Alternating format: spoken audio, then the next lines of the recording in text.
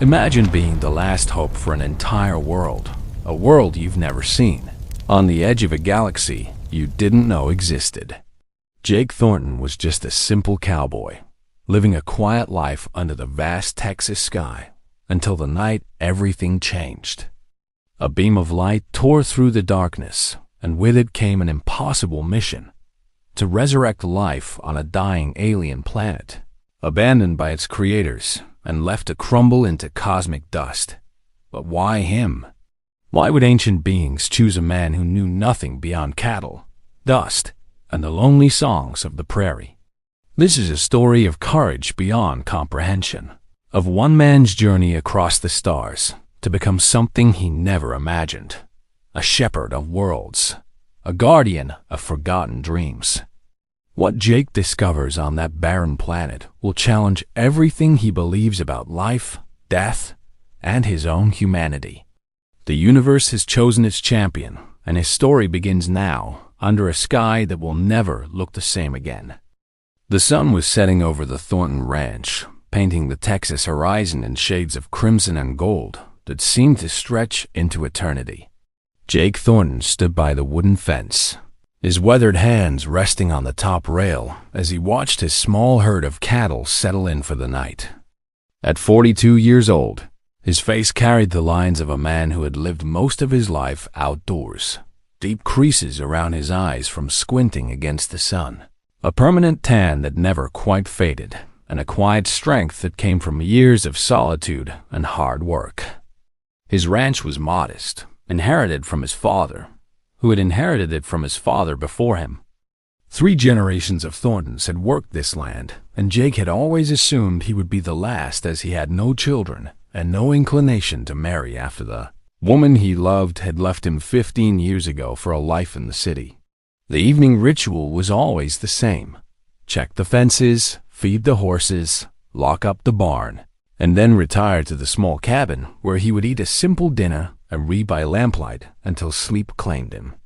But that night, as Jake walked back toward the cabin with his dog Rusty at his heels, something felt different. The air seemed to hum with an energy he couldn't quite place, and the animals were unusually restless. The horses whinnied nervously in their stalls, and even Rusty, normally calm and obedient, began to whine and pace in circles. Jake looked up at the sky and froze. A light was descending from the heavens, brilliant and otherworldly, moving with a purpose that defied natural explanation. It wasn't a plane or a helicopter. The light was too pure, too focused, like a pillar of silver fire cutting through the darkness. His heart pounded in his chest as the light grew closer, illuminating the entire ranch in an ethereal glow. He wanted to run to hide, but his legs wouldn't move. He was transfixed, caught between terror and wonder. The light touched down in the middle of his property, and from within it emerged a figure. It was humanoid in shape, but clearly not human. Its skin shimmered with an iridescent quality, shifting between colors that seemed to exist beyond the normal spectrum. Its eyes were large and luminous, filled with an intelligence that made Jake feel like a child being observed by something ancient and incomprehensible. The being raised one elongated hand, and suddenly Jake's mind was flooded with visions of a planet far away, a world that had once been lush and vibrant, but was now a wasteland of gray dust and dead oceans. He saw cities that had crumbled into ruins, forests that had turned to stone, and skies that had lost their color. Then came the words, not spoken aloud but placed directly into his consciousness.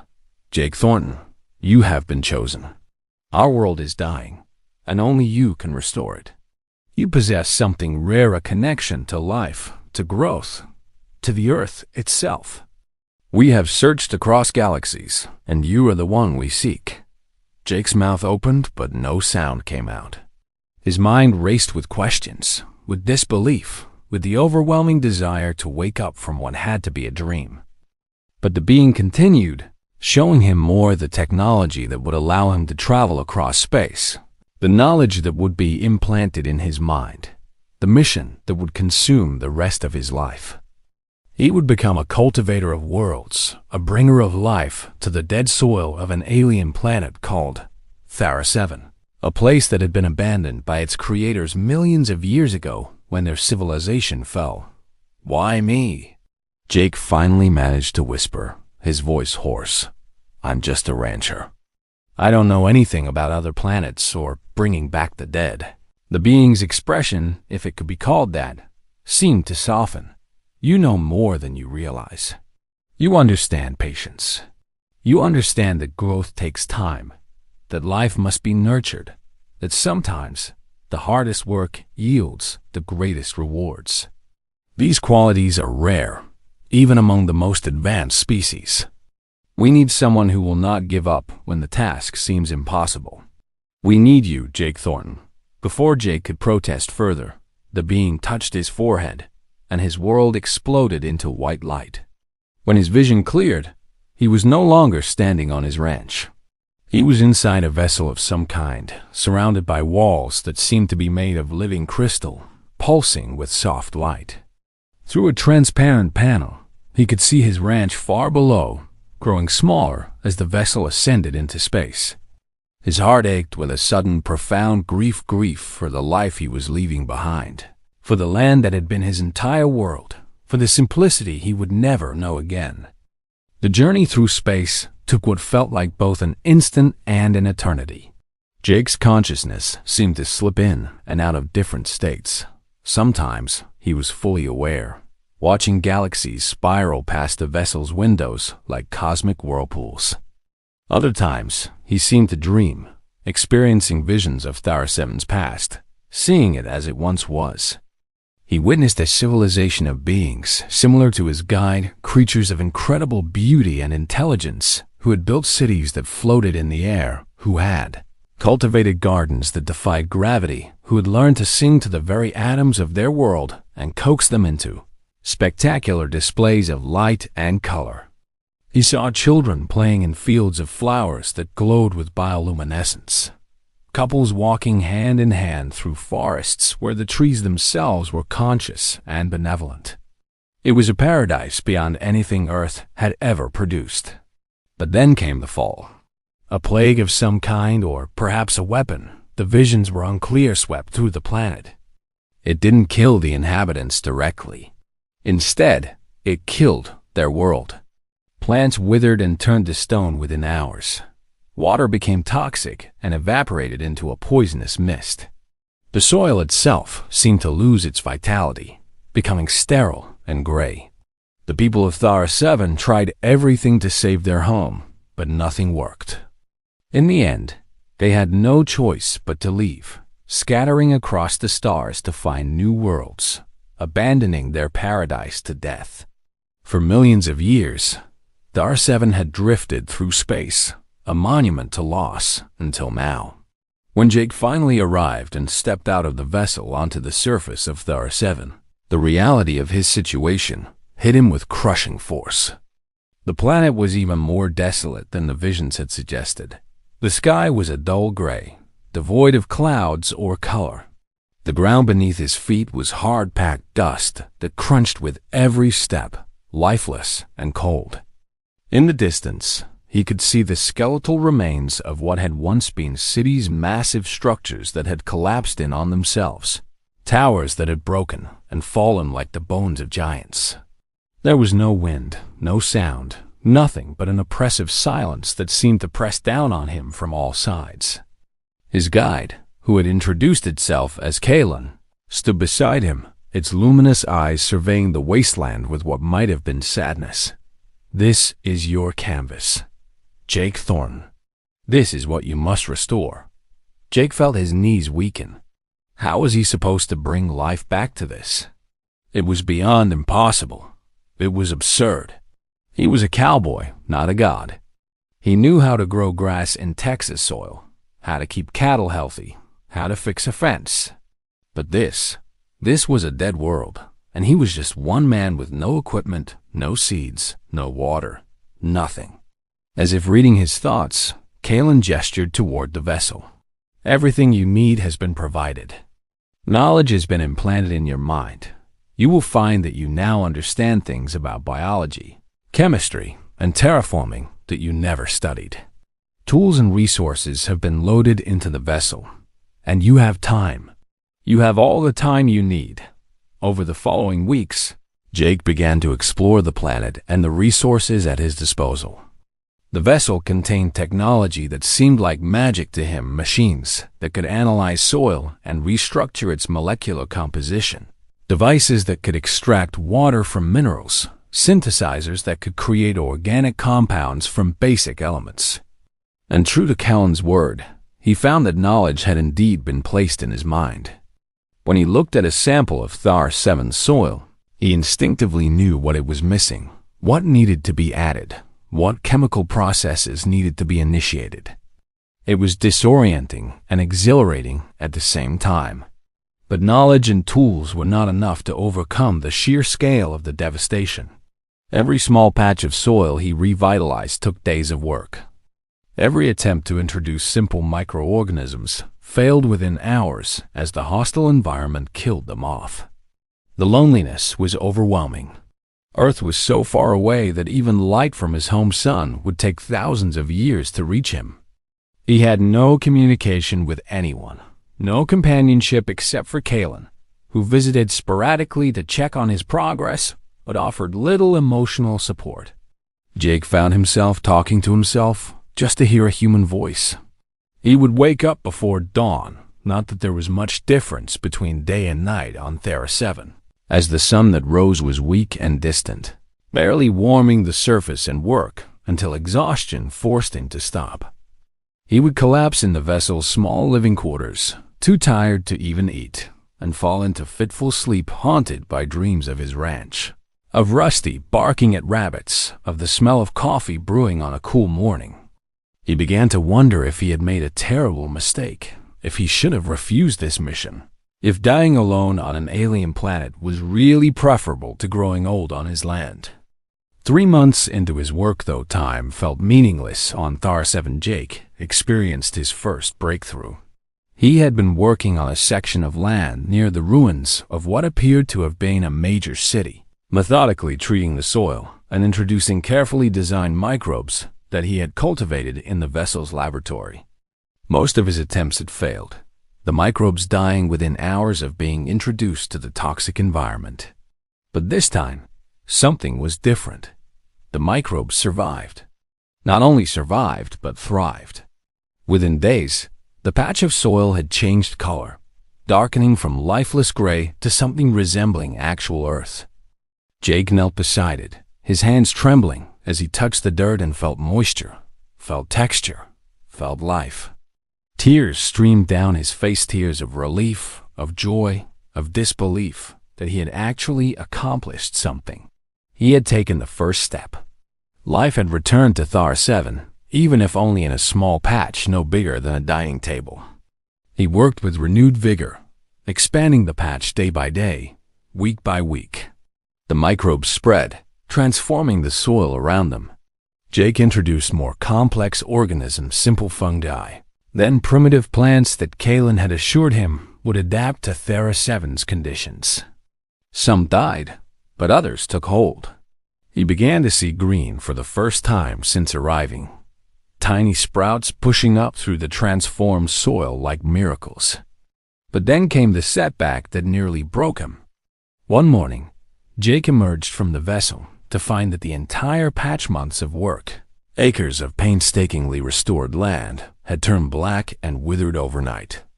The plants were dead, the soil was toxic again, and even the microbes had been destroyed.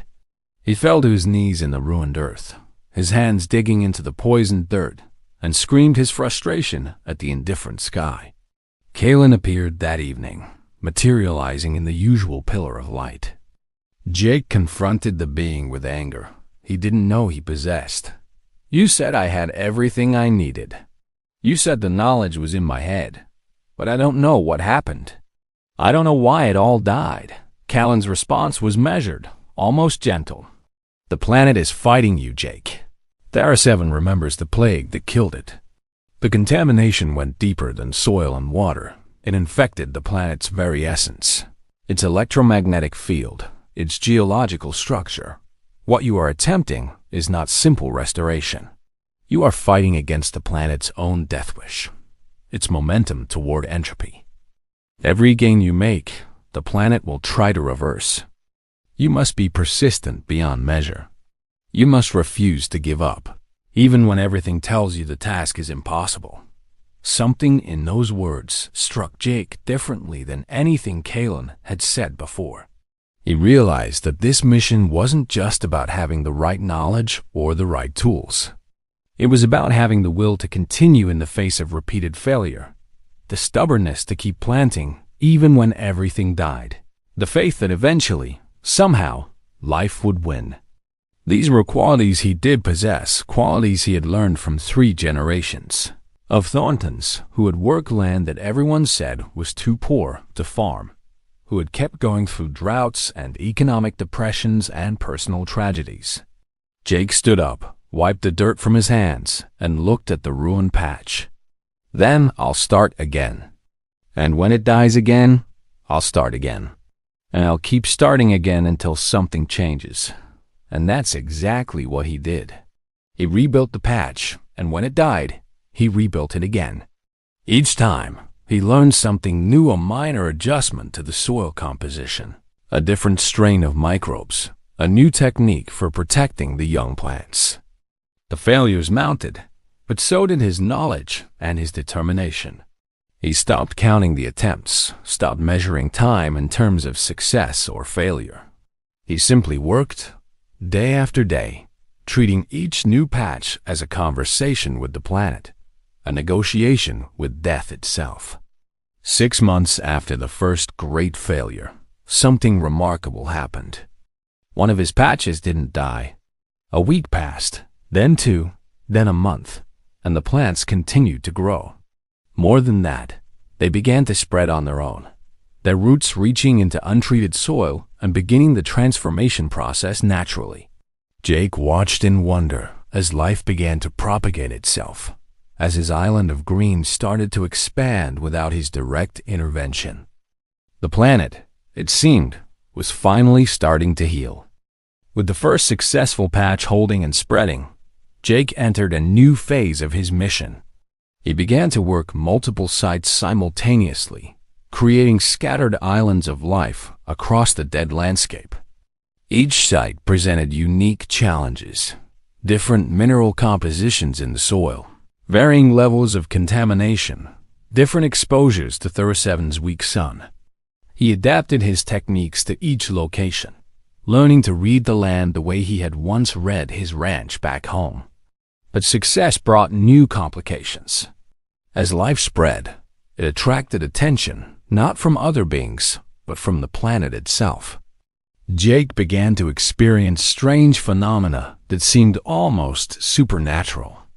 At one of his sites, plants that should have taken weeks to mature grew to full size overnight, but when he examined them, he found they were hollow inside, beautiful on the outside but empty within, as if the planet had created a mockery of life.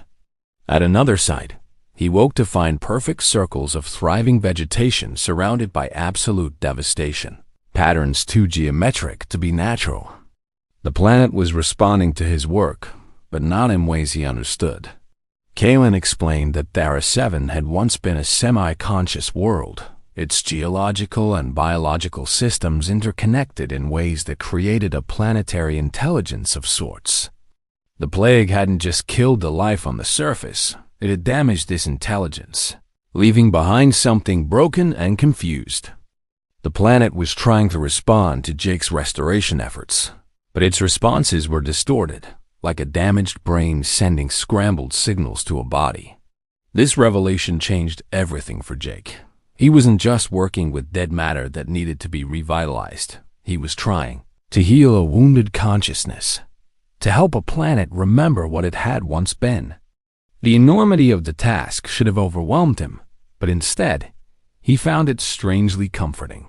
He had always been good with herd animals back on his ranch, spending hours with a wounded calf or an injured horse, talking to them softly, letting them know they weren't alone. Perhaps this wasn't so different. He began to approach his work differently, treating each site not just as a project, but as a connection point with the planet's damaged mind. He would work slowly, deliberately, explaining aloud what he was doing and why, as if the planet could hear him. I'm adding these microbes to your soil now. They're going to help restore the nutrients you need. It might feel strange at first, but trust me, this is going to help you heal. He felt foolish at first, talking to dirt and rocks, but something told him it mattered. And incredibly, it seemed to work. The strange phenomena became less frequent. The plants started growing more naturally, without the overnight transformations or geometric patterns. Jake began to feel something he could only describe as presence, a sense that he wasn't truly alone, that something vast and ancient was becoming aware of him, was beginning to trust him. But the connection came at a cost. Jake started having dreams that weren't his own memories of Thera 7 before the fall, experienced from the planet's perspective. He felt the joy of billions of beings walking on the surface, the pleasure of rain falling on healthy forests, the contentment of a world in balance. But he also felt the plague when it came, felt the agony of watching everything die, felt the loneliness of millions of years with no life, no purpose, no future. He would wake up sobbing, overwhelmed by emotions that belonged to a world rather than a person. The dreams took a toll on his mental state. He became haggard, losing weight, sleeping poorly. Sometimes he would stand in the middle of one of his green patches and just weep, unable to distinguish between his own grief for his lost home and the planet's grief for itself. Kalen warned him that the connection was dangerous, that human minds weren't meant to interface with planetary consciousness, but Jake refused to break it. This planet has been alone for millions of years, he said. I won't abandon it now. If sharing its pain is part of healing it, then that's what I'll do.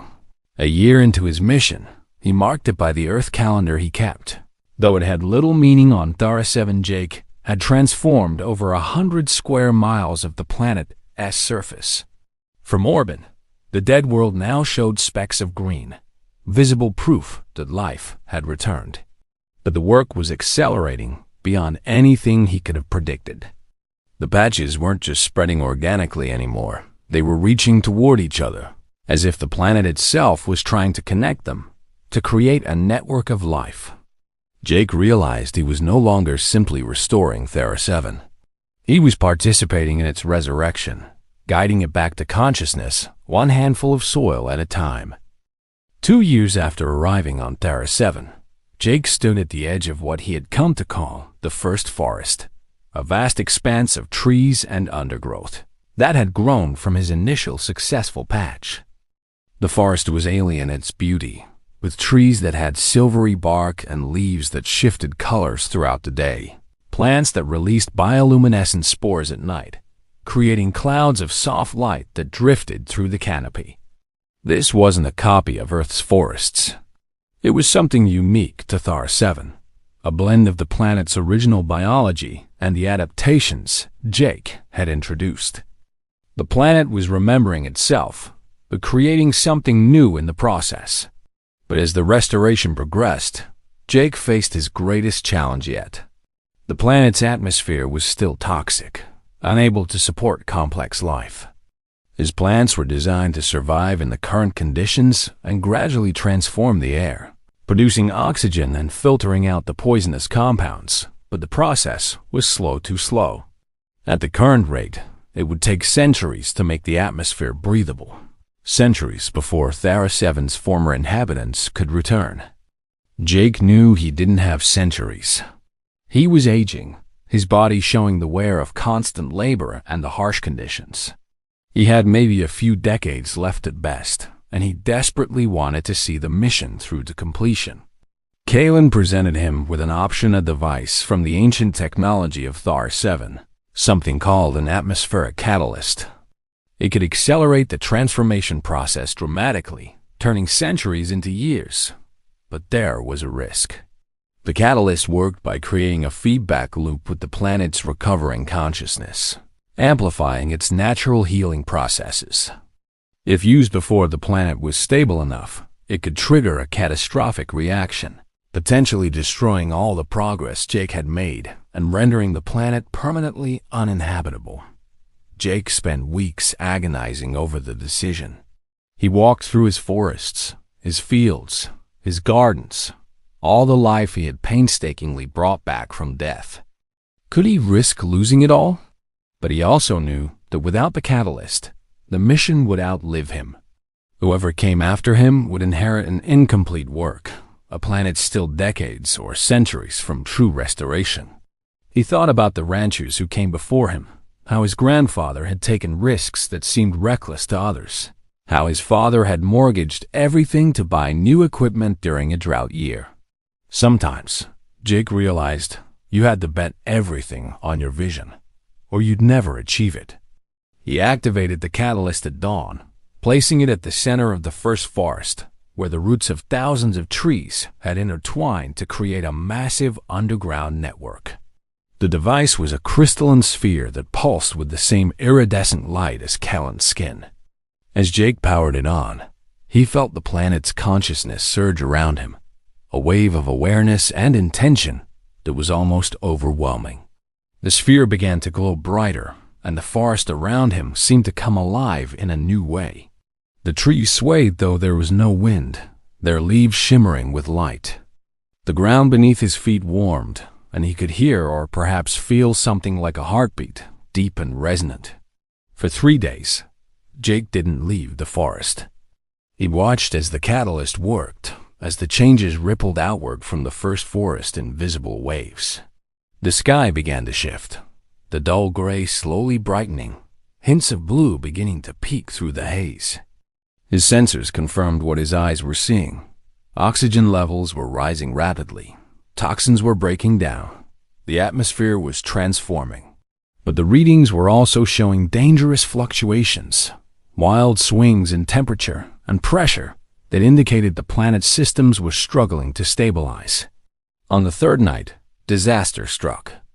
A massive storm erupted from nowhere, winds howling at speeds that should have been impossible in the thinning atmosphere, lightning crackling between clouds that glowed with unnatural colors. Jake huddled in his vessel as the storm raged, watching through the windows as trees in his forest bent and broke, as sections of restored land were scoured back to bare rock by the wind. He realized with horror that this was exactly what Kalen had warned him about. The planet's systems overloading, unable to handle the rapid transformation. He had gambled everything and was about to lose. In desperation, Jake did something he hadn't tried before. Instead of just passively experiencing the planet's consciousness, he reached back, projecting his thoughts as strongly as he could. "Please," he whispered, his hands pressed against the window. "Please hold on. I know this hurts. I know it's too much, too fast, but you can do this. I've watched you heal yourself for 2 years. I've seen your strength. Trust yourself. Trust the life growing on you. You're not alone anymore. Hold on." For a moment, nothing changed. The storm continued to rage. The wind continued to tear at his restoration work. Then, gradually, Jake felt something shift. The heartbeat he had sensed when activating the catalyst, which had been racing and irregular, began to slow, to steady. The storm didn't stop immediately, but it began to weaken. The wind dropped from destructive fury to merely strong gusts. The lightning became less frequent, less violent. By dawn, the storm had passed, leaving behind a landscape scarred but not destroyed. Jake emerged from the vessel to find that while the damage was significant, most of his work had survived. More importantly, the atmosphere had stabilized at a new, higher level of oxygen. The sky overhead was now distinctly blue, streaked with white clouds, real clouds, made of water vapor rather than toxic chemicals. For the first time since arriving on Thera 7, Jake removed his breathing mask and took a tentative breath of the planet's air. It was thin, still requiring adjustment, but it was breathable. He had succeeded. The planet had made it through the crisis and emerged transformed. 5 years after Jake Thornton first set foot on Thera 7, Kalen returned with news that would change everything. A ship was coming, a vessel carrying survivors of the original Exodus, descendants of those who had fled the dying world millions of years ago. They had heard the incredible news that Thar 7 was coming back to life, that a single human had accomplished what entire civilizations had thought impossible. They were returning home. Jake had mixed feelings about the news. Part of him was elated that his work would be completed, that the planet would once again have the inhabitants it was meant for. But another part of him felt a strange sense of loss. For 5 years, Thar 7 had been his, a world he shared with no one but a slowly awakening planetary consciousness. He had walked in solitude through forests and across plains, the only voice in a silent wilderness. Soon, that silence would be filled with others, and he would become just another presence on a populated world. He spent his remaining time alone preparing for the arrival. He expanded his restoration work aggressively, creating habitable zones near the ancient cities, establishing agricultural areas where crops could be grown, ensuring water sources were clean and abundant. The planet helped him, its now coherent consciousness guiding him to the best locations, showing him through dreams and intuitions where effort would be most effective. They worked together, man and world, in a partnership that felt more profound than anything Jake had experienced in his previous life. When the ship finally arrived, Jake stood in the first forest to greet the returnees. Hundreds of beings emerged, their faces showing a mixture of joy, disbelief, and overwhelming emotion as they set foot on soil they had only known through stories and historical records. They wept openly, touching the earth, embracing the trees, speaking in their melodious language to the planet itself. Jake watched from a distance, feeling both proud and uncertain of his place in this reunion. A delegation approached him, elders of the returning community, their luminous eyes fixed on the human who had achieved a miracle. They knelt before him, an honor so profound that even Kalen seemed surprised. The eldest spoke, her words translated by Kalen. "Jake Thornton, you have given us back our home, our history, our future. We offer you a choice. You may return to your Earth, to the life you left behind, with our eternal gratitude and whatever resources we can provide. Or you may stay here, on Thar 7, as an honored guardian, a bridge between our world and yours, a reminder that life is precious across all species and all planets." Jake looked around at the forest, at the blue sky overhead, at the beings who were already spreading out to explore their reborn world. He thought about his ranch on Earth, about whether it still stood or if 5 years of neglect had claimed it. He thought about Rusty, who would be long gone by now. He thought about the life he had known, simple and predictable and comfortable. Then he thought about waking up to see new plants blooming in his gardens, about the satisfaction of watching bare land transform into meadows, about the dreams he shared with the planet that had adopted him as one of its own. He thought about the work still to be done. So much of Thar 7 remained dead, waiting for restoration. He thought about the unique partnership he had formed with this world, a connection that couldn't be transferred to another. "I'll stay," Jake said quietly. "This is my home now. This is where I'm needed." The years that followed were the most fulfilling of Jake's life. He became a teacher, showing the returnees techniques for accelerating the restoration, sharing the knowledge that had been implanted in his mind. He became an explorer, leading expeditions into the still-dead regions of the planet. He became a friend to an entire world, both the planet itself and the people who walked upon it. He aged gracefully, his hair turning white, his body becoming thin but still strong, his eyes remaining sharp and clear. On the 20th anniversary of his arrival on Thar 7, Jake stood on a mountain that overlooked a valley he had personally restored. The valley was now home to thousands of beings, a thriving community with floating gardens and crystalline structures that sang in the wind. The sky was a brilliant blue, dotted with clouds that promised rain. In the distance, he could see forests stretching to the horizon, grasslands where herds of native animals had been reintroduced, rivers that ran clean and cold. Kalen stood beside him, as the being often did now, a friend rather than just a guide. "Do you ever regret it?" Kalen asked. "Leaving your Earth?" Jake smiled, thinking about a question he had asked himself many times over the years. "I left one piece of Earth," he said, "but I found a whole world. I was a rancher who knew one small valley. Now, I'm a rancher who helped heal a planet. I think that's a fair trade." He closed his eyes and felt the familiar presence of Thara 7's consciousness. Warm and welcoming, grateful and content. The planet was alive again, truly alive, and he had been the instrument of its resurrection. A simple cowboy from Texas had become the shepherd of an entire world, and in doing so, had discovered that the capacity for nurturing life existed far beyond the boundaries of any single planet.